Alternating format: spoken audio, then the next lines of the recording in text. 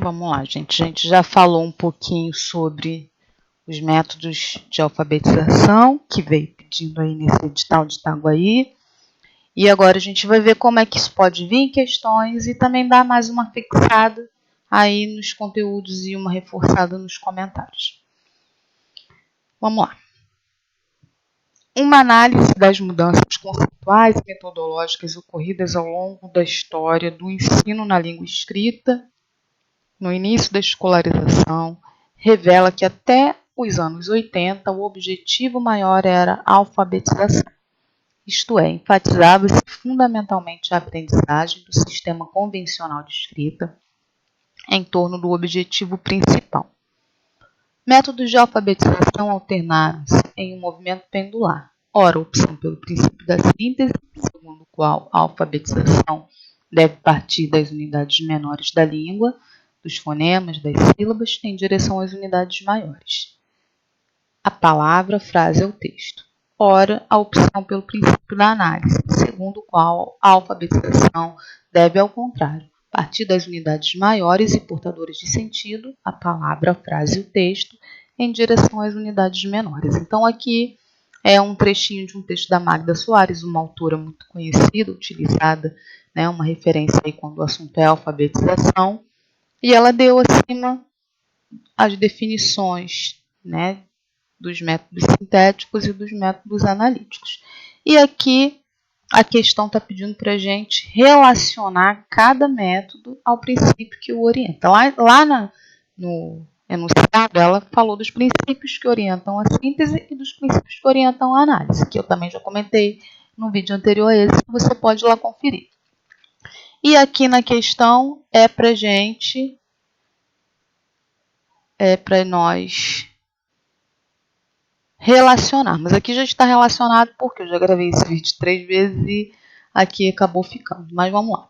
Método fônico é relacionado ao princípio. Qual é o princípio que orienta o método fônico? Ele é sintético ou analítico? Princípio da síntese ou da análise? Gente, método fônico é princípio de síntese, unidades fonéticas pequenas, mais simples, partindo para as unidades complexas e maiores, tá? Então, método fônico, sintético. Método global, analítico, você parte de um texto, depois que esse texto é lido, compreendido, absorvido pelas crianças, então você vai trabalhar a alfabetização. Então, os métodos que fazem isso são os métodos analíticos, tá? Então, orientado pelo princípio da análise. Método silábico, síntese, né? Parte de pedacinho por pedacinho e monta a sua palavra. Então, síntese, princípio da síntese. Método da palavração. Método da palavração também é analítico. Então, ficou aí 1, 2, 1, 2. Tá? Se você quiser conferir e não tiver ouvido o que cada método desse é, você pode ir lá no vídeo anterior e olhar, porque eu já comentei. Né? E aqui tá as opções. 1, 2, 1, 2. Nossa resposta aqui seria a letra B. Tá bom? Outra questão, vamos lá. Os métodos de alfabetização, considerados historicamente, agrupam-se em métodos sintéticos e métodos analíticos. Já falamos bastante sobre isso. Sobre os métodos analíticos, é correto afirmar o que aqui dessas minhas alternativas que diz respeito ao método analítico, ou seja, o método que parte do todo para a parte, né, gente? Então, vamos lá. Letra A. Os métodos analíticos se baseiam no pressuposto de que a compreensão do sistema de escrita se faz sintetizando, juntando as unidades menores, que são analisadas para estabelecer a relação entre a fala e a sua representação escrita. Gente, se eu falei sintetizando, juntando unidades menores, já não é método analítico, é método sintético. Então, estou procurando aqui o que é método analítico e se sintetizar e juntar unidades menores, isso não é método analítico, essa questão aí não serve para mim. Os métodos analíticos partem do todo para as partes, procurando romper radicalmente com o princípio da decifração. Essa daqui, tá, gente? A gente já entendeu que o método analítico ele parte do todo para a parte, ou seja, de unidades maiores para unidades menores, porque as maiores elas vêm carregadas de sentido. Então, vou desistir de marcar. Ótimo. Vamos lá. Por quê?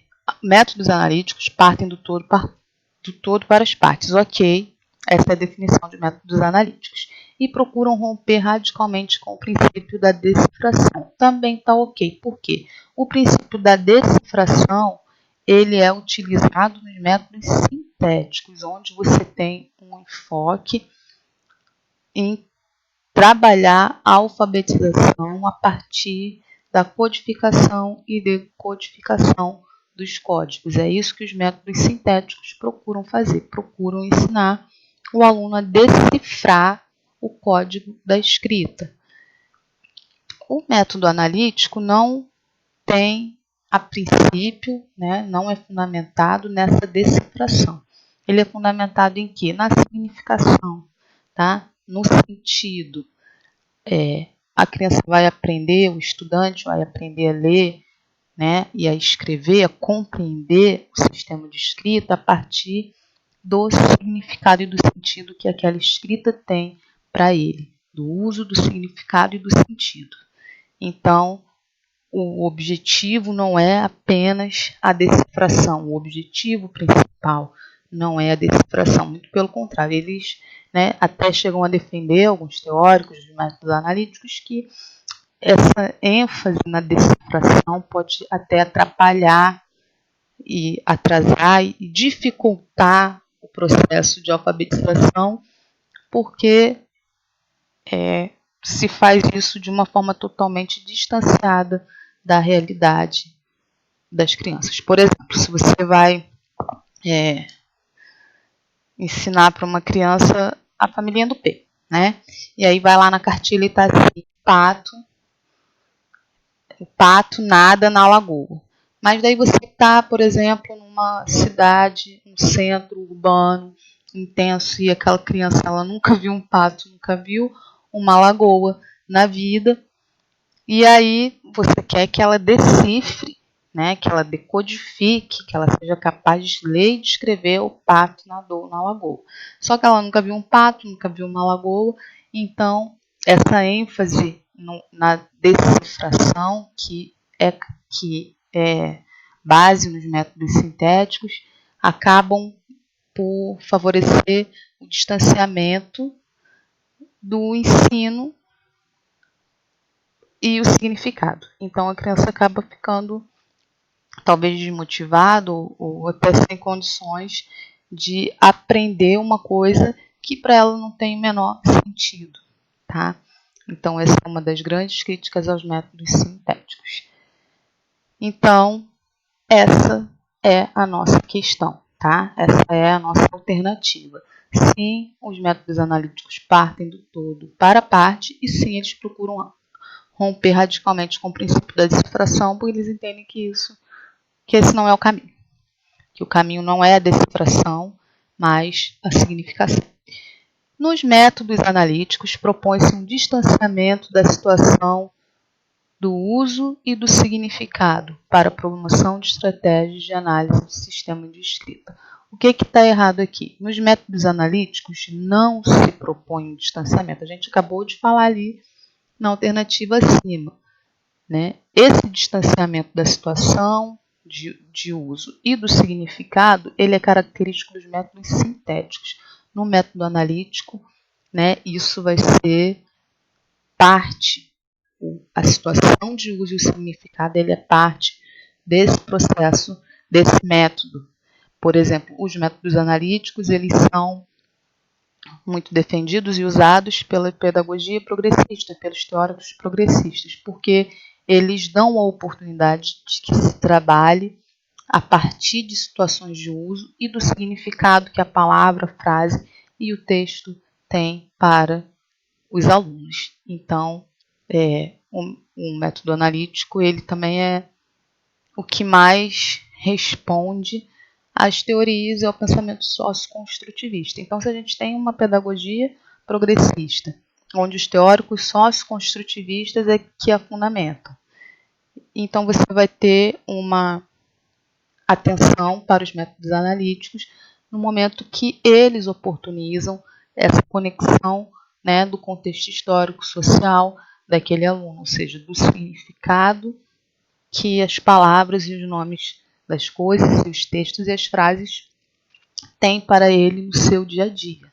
Isso é pedagogia progressista, então, nesse ponto, o método analítico ele atende melhor o pensamento, né, e a proposta dos teóricos, dos pensadores progressistas, tá? Porque você vai ter uma oportunidade de valorizar e conduzir a sua prática a partir daquilo que tem sentido e significado para o aluno. E não é, claro, nenhuma das alternativas. Então, aqui está errado porque o método analítico não propõe o distanciamento. Quem propõe o distanciamento é o método sintético. Agora, a última que eu separei do Paulo Freire e que eu vou deixar um texto aí, porque quando se fala em alfabetização, pode vir uma questão, por exemplo, se você vai fazer uma prova de um município que tem o EJA lá, né? O EJA, você pode cair numa questão do Paulo Freire, porque ele é uma grande referência em educação e alfabetização de jovens e adultos, né? Além de ser um queridinho aí das pedagogias progressistas, então é muito possível que possa vir uma questão sobre Paulo Freire e os seus métodos de alfabetização. Por isso que eu trouxe uma aqui, mas eu vou deixar um texto na descrição ou no comentário aí do vídeo, para que você possa ver com calma e, se você tiver um tempo, leia, porque são informações importantes acerca de Paulo Freire, da sua história e do seu trabalho, que pode aparecer não apenas nesse concurso, mas em muitos outros aí pela frente, pelo Brasil afora, tá bom? Então vamos lá. Paulo Freire, um dos maiores expoentes da educação do século XX, desenvolveu um legado teórico de reconhecimento internacional sobre os princípios e processos da educação e da pedagogia em particular. E aqui foi aquela rasgação de seda, aquela encheção de linguiça no enunciado para você ficar cansado, mas a nossa pergunta está aqui. Como representante e defensor da educação de jovens e adultos, Paulo Freire criou um método de alfabetização fundamentado nos seguintes aspectos, exceto, então, qual dessas aqui não é uma alternativa relacionada ao que Paulo Freire postulou, escreveu, desenvolveu e fundamentou. Então, letra A. A compreensão dos processos pedagógicos, a compreensão do processo pedagógico de jovens e adultos, interrelacionando alfabetização e consciência de si e do mundo, a partir do desenvolvimento do senso crítico e do espírito político. Nada é mais Paulo Freireano do que isso. Então, eu estou procurando a errada, essa não é, porque essa é Paulo Freire do início ao fim. Letra B. Compreensão do processo pedagógico de jovens e adultos a partir da experiência pioneira desenvolvida com trabalhadores em uma comunidade do município de Angicos, no Rio Grande do Norte, culminando no método de alfabetização inovador. Isso daqui é Paulo Freire também, e vocês vão poder conferir essa história no texto que eu vou deixar. Paulo Freire, ele fez esse trabalho e a sua principal experiência, né, a experiência que deu início, que fundamentou o seu método de alfabetização, ela foi lá nesse município de Angicos, no Rio Grande do Norte, com 300 trabalhadores, se eu não me engano, mas você vai conferir no texto. Então, sim, Paulo Freire desenvolveu com trabalhadores, né, lá no município de Angicos, no Rio Grande do Norte, um trabalho que culminou num método de alfabetização inovador. Então, eu estou procurando a errada, então essa daqui está certa, não posso marcar. Letra C. Compreensão do processo pedagógico de jovens e adultos a partir da criação e experimentação do método de alfabetização desenvolvido no Chile, Estados Unidos, Moçambique, Angola, Guiné-Bissau, dentre outros países onde Paulo Freire viveu durante o tempo em que foi exilado do Brasil pela ditadura militar no país. Então, essa daqui é a nossa questão, é a nossa alternativa. Essa daqui é que está errada quando a gente fala de Paulo Freire. E o que torna essa questão errada? é uma pegadinha. Por quê? Porque a maioria, né, das pessoas que já estudou um pouco, que conhece um pouco de Paulo Freire, vai saber que ele viveu no Chile, Estados Unidos, Moçambique, Angola, Guiné, entre outros países, e que ele foi exilado do Brasil pela ditadura militar. Isso aqui pode induzir ao erro, a pessoa pode achar que essa está certa e não marcar, né? Mas ela está errada. E qual é o erro dela? Se ele viveu nesses países, se ele sim foi exilado, qual é o problema? O problema é que o método dele de alfabetização não foi desenvolvido nesses países. O método dele de alfabetização foi desenvolvido no município de Angicos, no Rio Grande do Norte, tá? Então, sempre atentos aí a questões. Geralmente, quando duas questões assim, como essa B e C, são muito parecidas, a maioria das vezes é uma das duas que é a que está sendo pedida pela questão. Então, como eu estava procurando o exceto, já achei, a letra C já está marcada. Mas vou comentar aqui as outras duas. Compreensão do processo pedagógico de jovens e adultos a partir das experiências de vida, onde emergem as palavras geradoras de sentido que podem ser refletidas em rodas de diálogo, sendo convertidas em didática de ensino para o entendimento de letras, fonemas, sílabas, palavras, frases, enfim, para a alfabetização.